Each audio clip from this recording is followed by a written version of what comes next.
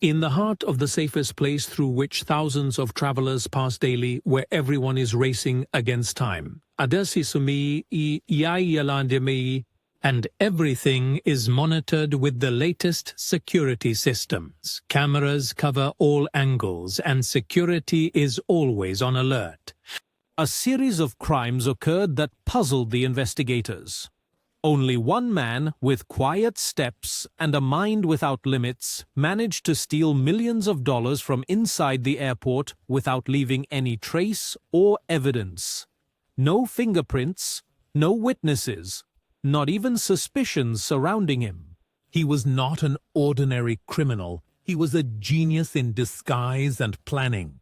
The story begins in the late 1980s and early 1990s. Where Pearson International Airport, the largest airport in Canada, in Toronto, witnessed a series of ongoing thefts without any conclusive evidence that could help identify the perpetrators. During this period, the airport was considered one of the largest international hubs in Canada, containing the largest cargo terminals that received millions of shipments from all over the world daily.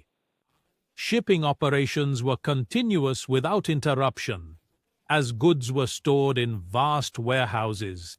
It was designed to accommodate the largest possible number of shipments. And interestingly, all kinds of products are stored in these facilities to the extent that you can find anything that comes to mind. It was like a child approaching a giant toy, as if stealing from this place was an idea no one could imagine.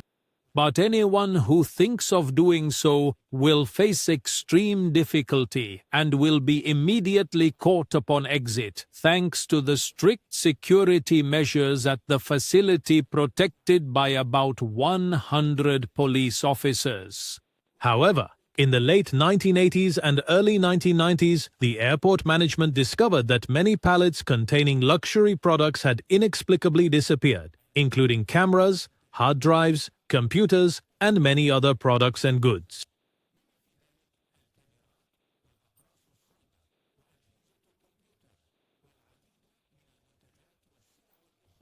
Which were of great value at that time, with some reaching a value of $500,000.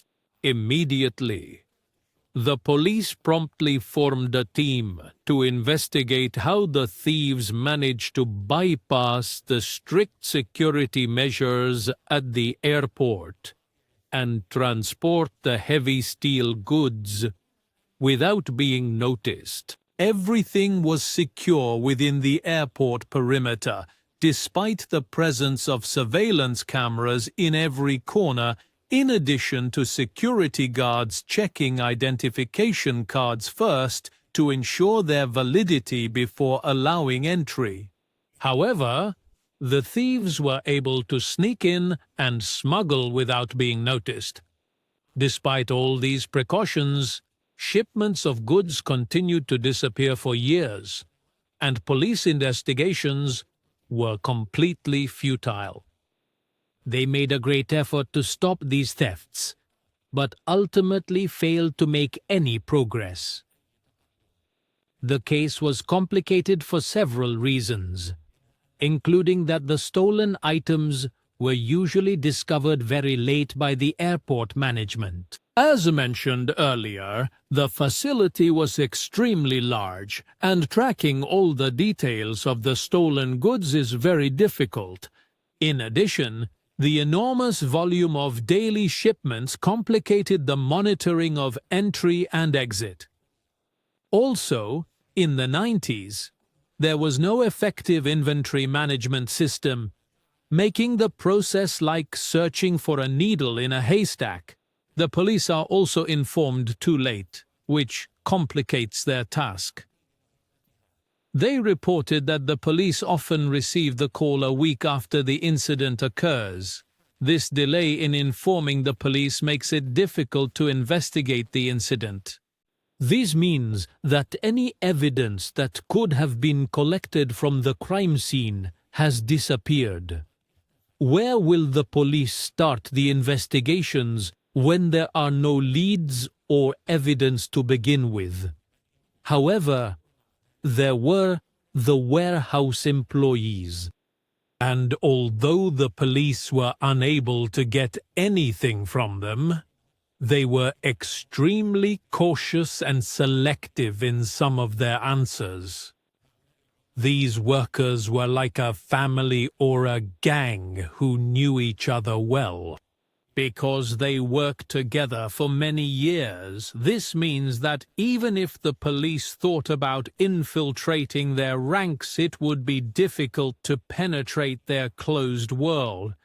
The thefts continued for years, and the police felt powerless and unable to prevent them. Eventually, the police concluded that an organized criminal gang operating inside the airport was behind these thefts.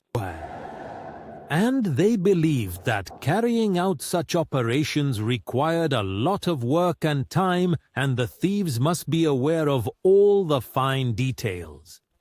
Related to shipping operations, they must also be familiar with the personalities of security personnel, supervisors, managers, and truck drivers. Therefore, all these factors contributed to the belief that a large group of people working at the airport were responsible for the theft of goods. In the end, the police were wrong in their conclusions, as it turned out that the thefts were carried out by just one person. This person was not a manager or a supervisor, but just a simple truck driver. He did not have extensive knowledge of the airport's internal operations or procedures, but he managed to learn all the details related to entering and exiting the airport. This driver managed to bypass security and steal more than $7 million from shipments of goods and merchandise, selling them worldwide. How did he do it? I know you're also wondering how he succeeded in carrying out this massive operation. Don't worry, I have the answer. But first, let me tell you who this man is. The truck driver's name is Hoang Minh, a Vietnamese immigrant who came to Canada, specifically to the city of Toronto, in the late 1980s with only $50 in his pocket. He was driven by a strong desire to become wealthy and was ready to sacrifice anything to achieve his goal, no matter the costs of this challenge.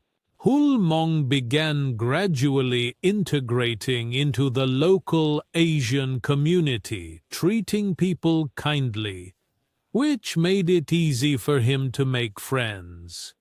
He was always smiling when meeting people, creating a positive impression and helping him build a good reputation, until Hul Mong earned the nickname Smiley. Shortly after, Mr. Smiley met a Vietnamese woman who was also an immigrant named Teresa, and they had an instant connection because they were compatible with each other, which allowed them to quickly build a strong relationship. After a short period, they got married. Then, Mr. Smiley moved to live in Teresa's apartment with her teenage son named Benny. Teresa worked at a shipping company where she was able to find a job for her husband as a truck driver. Smiley's job was to pick up goods from Pearson Airport and deliver them to companies throughout the city. However, this job paid him a very low salary, as he was earning only $1,600 a month, which was a meager salary for Mr. Smiley to achieve his dream of becoming rich. Mr. Smiley delivered the goods himself, which meant he would arrive at the shipping address, get out of his truck, then take the goods and bring them into the stores, which gave him a clear idea about the prices of the goods he was delivering. Since the items he carried were of high quality, he knew that if he could steal a few and sell them, he would undoubtedly become rich. However, since it was his duty to deliver the cargo, he couldn't steal it, realizing that entering the warehouse directly was the best place to steal it discreetly. He did not have a permit allowing him to enter the warehouses, which means that when he arrives at the airport, he is required to present his ID card and permit to the security guards, and this card must remain hanging around his neck the entire time he is inside the warehouse. The permit he had was limited to a small area of the warehouse, where he had to stand and wait for the workers to bring the goods before loading them onto the truck himself. Therefore, Mr. Smiley found himself needing to get closer to the workers with whom he had established a smooth relationship from day one, as he was always smiling, so he needed to strengthen this relationship further. He thought about the best way to achieve that, and found that the appropriate way to do so was by inviting the workers to dinner and giving them gifts, which helped strengthen the bonds between them. Mr. Smiley continued to strengthen his relationships with the workers, trying to build a network of communication with them to achieve his goal.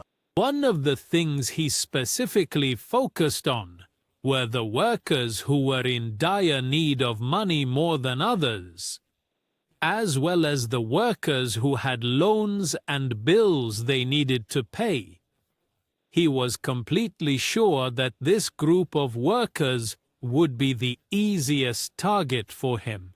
One day, while one of the workers was loading goods into Mr. Smiley's truck, the latter approached him and offered him the opportunity to steal a shipment of goods without telling anyone in exchange for $2,000. The worker was surprised by Smiley's offer, and the amount was tempting to him, as he was in dire need of money.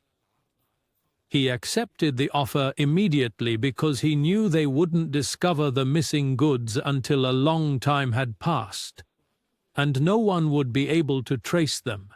Mr. Smiley returned to his home and took the goods he got from the worker. He discovered that the goods were full of electronics, worth $100,000.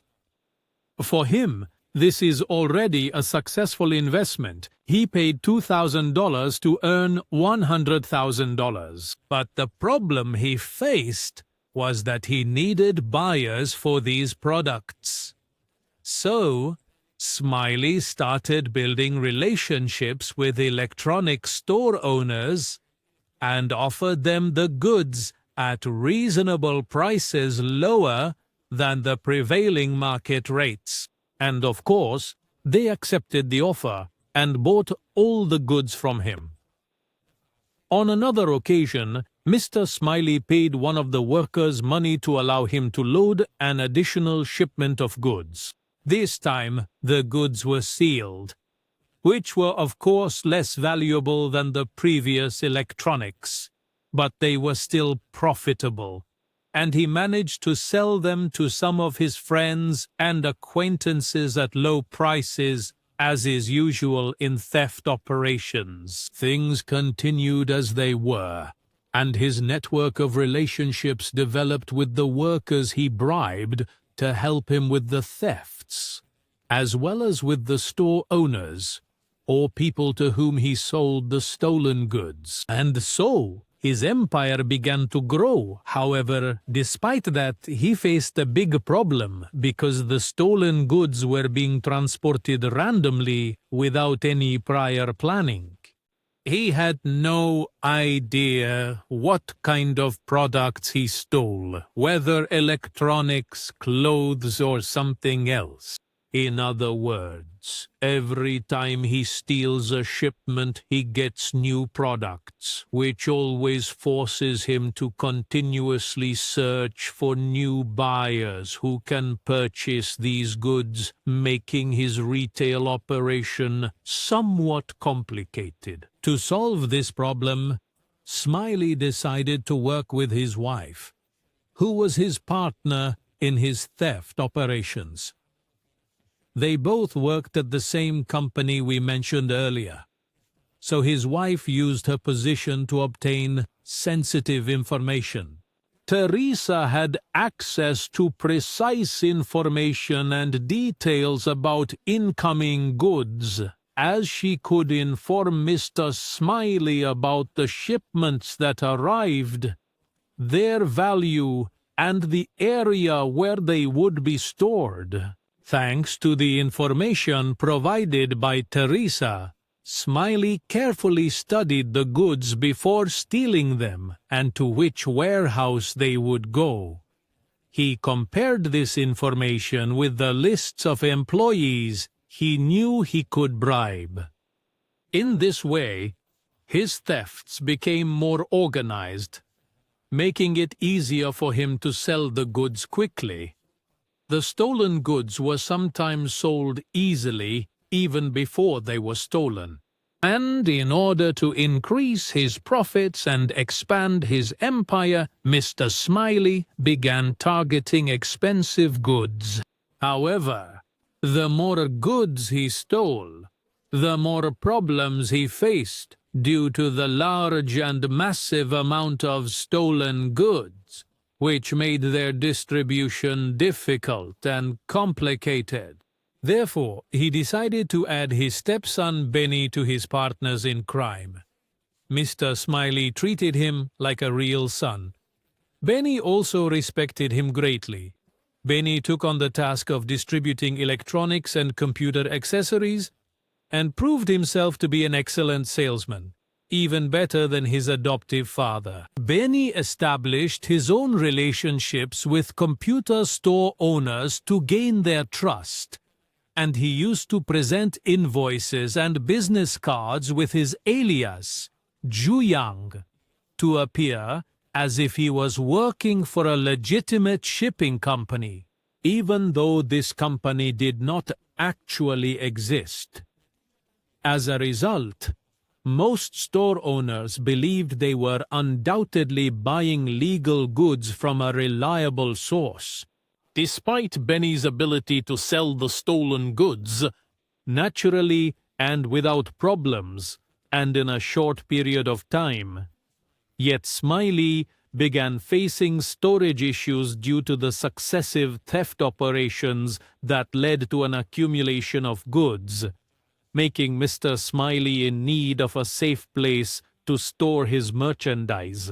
Since renting public storage spaces was risky, he decided to buy 2 adjacent houses. He lived in one and used the other as a facility to store goods. Every day, Smiley and his team would bring shipments and store them in his house. The neighbors often noticed the smiling faces coming and going with loads of goods that seemed strange and unusual to them, which made them curious about what was happening around them. However, Mr. Smiley's charming personality was like his currency. He was a nice person, always speaking kindly to his neighbors and treating them with respect, and in turn, they respected him. He often gave them gifts, and in this way, his dealings with people kept him away from any suspicions or doubts they might have. When someone asks him why he stores those goods in his house, Smiley simply replies that he works in the shipping business and sometimes uses his house as a warehouse. His empire continued to expand gradually, and his distributions increased. However, he faced a supply and demand problem as there were fewer buyers than the goods he owned.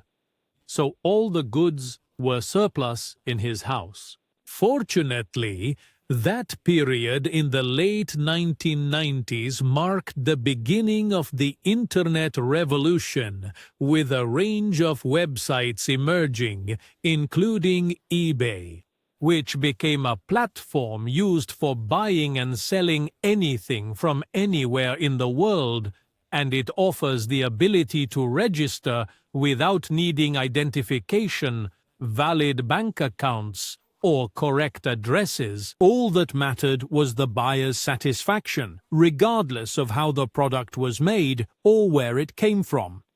That was not a priority. Rather, the main focus was to ensure the customer received what was promised and was satisfied with the purchase from the site. Mr. Ismaili took advantage of this site and started selling his stolen goods at attractive prices, which attracted buyers not only from Canada, but from all over the world. The smiling faces began working on packaging and shipping products from their home or the warehouse they established, making the sales process easier, faster, and more profitable. The smiling faces managed to reach 19,000 sales thanks to the eBay platform, which increased their wealth and helped them maintain and grow their empire. The thefts continued for 13 years, which is incredibly astonishing. Isn't it? The thefts went on for more than a decade, without being discovered by the police or the airport management. Mr. Smiley considered the shipping workers to be the key to the success of his operations, so he made sure to please them by giving them gifts, paying their bills, and standing by them whenever they needed help. All of this was to ensure their loyalty and continued cooperation. On the other hand, the investigation in this case was still ongoing by airport police officers, but without providing any new information. Even after intensifying their efforts through undercover work, the police were unable to identify the person responsible for those thefts during those years. The police were only monitoring the goods as they were being loaded onto the trucks. They had no way of knowing whether these goods were stolen or part of routine business operations. Due to this state of uncertainty, the police remained unable to narrow down the list of suspects. There were hundreds of warehouse workers, making their task nearly impossible. Thus, Mr. Smiley remained out of sight for a long time. But finally, in November 2001, the police found the first clue when a computer store owner reported that someone had broken into their store and stole some goods. The police moved quickly and began searching the store to discover that among the stolen items were hard drives. It turned out that the matching serial number of the hard drives was linked to the thefts that occurred at the airport. This was the first time the police were able to find some of the stolen goods from the airport. The police questioned the store owner about where these hard drives were purchased, and the store owner revealed that the hard drives were bought from a shipping company represented by a person named Joe. The store owner gave them his phone number to contact him. After verifying the number, the police discovered it belonged to Benny. He was immediately put under surveillance.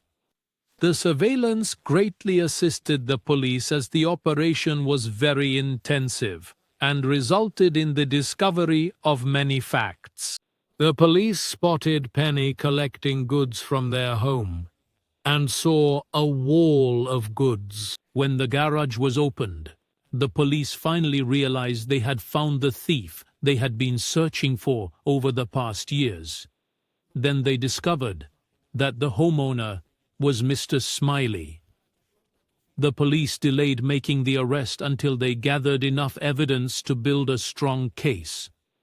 They wanted to know how he managed to steal such a huge amount of goods over the years.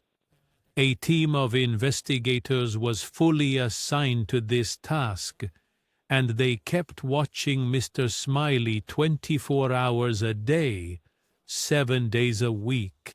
Through the surveillance, the police obtained precise details about how the thefts occurred, tracking Smiley from the moment he took his truck from the shipping company towards the airport where he would load his truck, then deliver the goods that were supposed to be delivered to their owners, and after that he would take the stolen goods to his home. With all this information, the police were ready to take the necessary actions. On the 13th of December, 2001, the police team raided Smiley's house and arrested his entire family, including his wife Teresa and his adopted son Penny. The police were astonished by the amount of goods found inside the house. It was a huge house filled with stolen goods, in addition to large amounts of money hidden in every corner of the house, under the bed, on the couch in Penny's room, and even on the stairs. In total, they found about $1,200,000 in cash. Mr. Smiley was arrested, and his wife Teresa and his son Penny were charged with possession of stolen property and were brought to trial. Mr. Smiley agreed to plead guilty on the condition that Teresa and Penny be released due to his cooperation with the authorities and his admission of full responsibility for the operation. He also returned more than $6 million in cash and stolen property. The police accepted the deal, and Mr. Smiley received a reduced sentence and served a short period in prison for 2 years. And you, dear viewer, share your opinion with us in the comments. If you enjoyed the video, subscribe to our channel to receive all the latest updates.